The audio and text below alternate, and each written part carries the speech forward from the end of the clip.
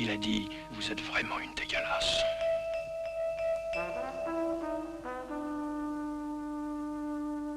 Qu'est-ce que c'est dégueulasse? A tribute to Jean-Luc Godard, 3 of the director's essential films. The master of the French New Wave has made a lot of incredible films.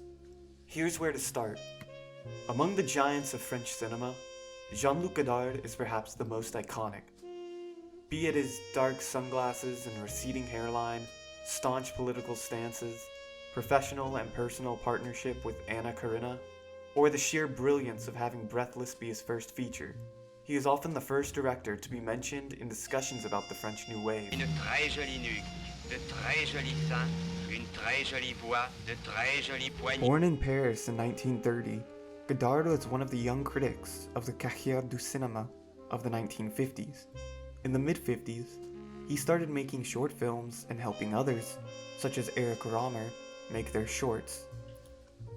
Godard and his contemporaries were the founders of the French New Wave movement, a period that revolutionized cinema and led it into the modern age. Moi je suis un drogué du cinéma et un cinéphile, enfin qui a la maladie du cinéma, donc j'emploie toujours des... This era is characterized by breaking traditional film convention, which previously led French films into a slump. By using low budgets and filming on location with light equipment, the directors of the New Wave were able to use film as an art form and experimented with jump cuts, long takes, improv, loose narratives, and many references to pop culture. Well, a film is like a battleground. C'est comme une bataille, film. Yes. Love. After this period, Godard partnered up with Jean-Pierre Gorin to form the Ziga Vertov group, making films with Marxist themes in the early 70s. He has essentially never stopped making films since, the most recent one being the documentary titled The Image Book in 2018. La photographie, c'est la vérité. Et le cinéma, c'est 24 fois la vérité par seconde.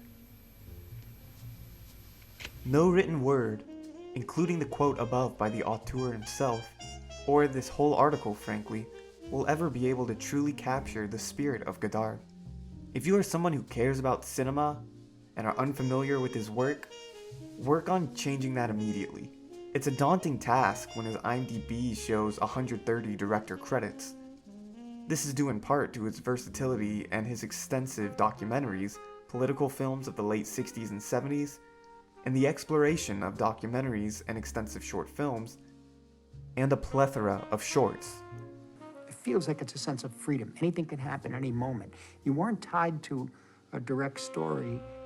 Although it's extremely difficult to judge, and I in no way believe I am qualified to make a statement that his career is best explored and summarized by cutting down to 3 films, the following 3 films are a great place to start to get to know who Godard is as a filmmaker and why his work is so necessary to the evolution of cinema.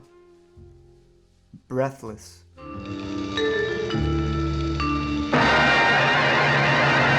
To start with, Breathless is a no-brainer. His incredible first feature changed so many people's perspective of what a film could be. After stealing a car and impulsively killing a police officer, Michel Picard wants to play out his fantasies and flee to Italy, but not without Patricia, an American journalist student who has plans of her own. Alors tu veux venir à Rome? Moi j'en ai marre de la France. Mais je ne peux pas, Michel. The story of a wannabe noir badass and an ambitious American girl in Paris moves at such an incredibly energetic pace, while also taking the time to have extended conversation sequences, a testament to exactly the kind of exciting but enlightening entertainment the New Wave directors were aiming to accomplish. The jump cuts, music, and dialogue are all perfectly coordinated, Gene Seberg and Jean-Paul Belmondo's chemistry and tomfoolery are the life force. Qui vous ont trouvé C'est ça, merveilleuse. c'était le plus merveilleux critique qui était écrit sur ça, était écrit par un jeune critique très radical qui s'appelle François Truffaut. Breathless is not afraid to address sexism and what it means to be a femme fatale. Being his first feature, it also makes clear that Godard, along with all the New Wave directors, were cinephiles who wanted to use their love and knowledge of film to create emotionally impactful moments on the screen. In nearly every iconic New Wave film, the characters escape to the movies.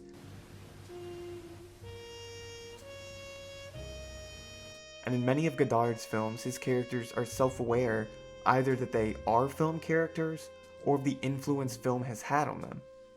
The magic of Breathless is that it leaves you meditative and also thoroughly entertained. Vivre sa vie.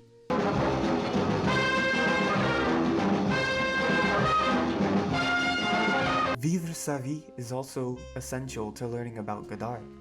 It is perhaps Anna Karina's most iconic role, so important to his life and career that Godard references the film with multiple motifs in his autobiographical Contempt.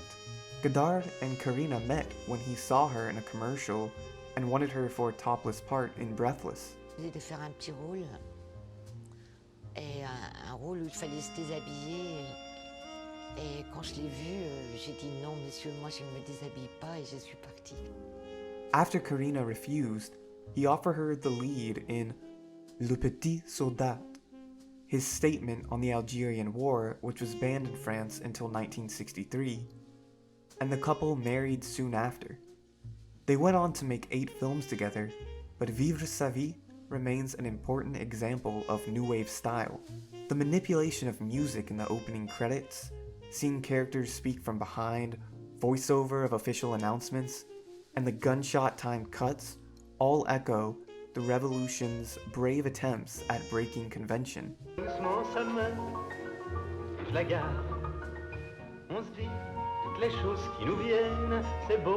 film tells the story of a young aspiring actress, Nana, who decides she wants a different life than the ordinary one she is living and leaves her husband and child to pursue it. Struggling with money, she starts prostituting and fate leads her further and further away from her dreams. Pour la boisson n'a qu'un faible rendement. On la considère comme indésirable car elle provoque du scandale.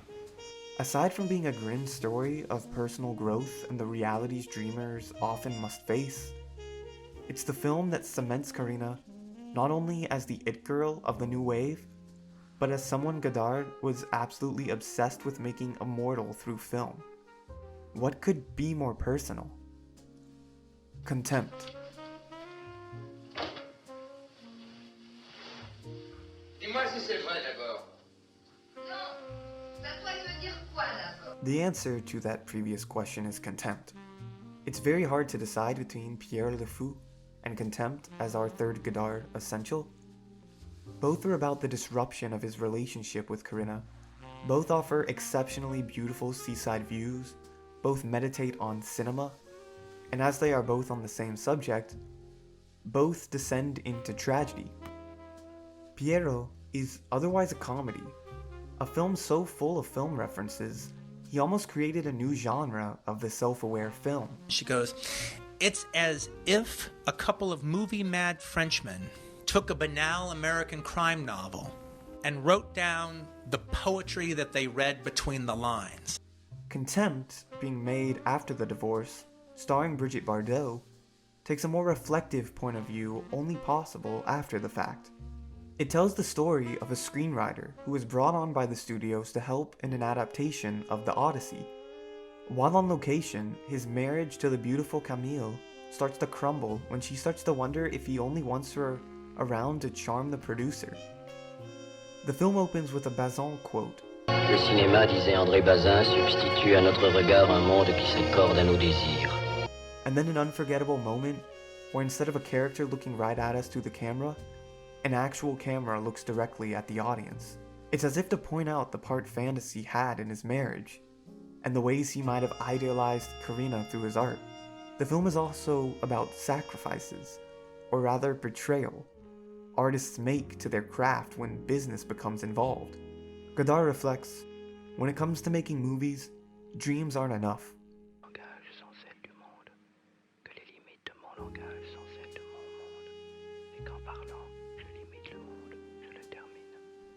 The same can definitely be said of marriage.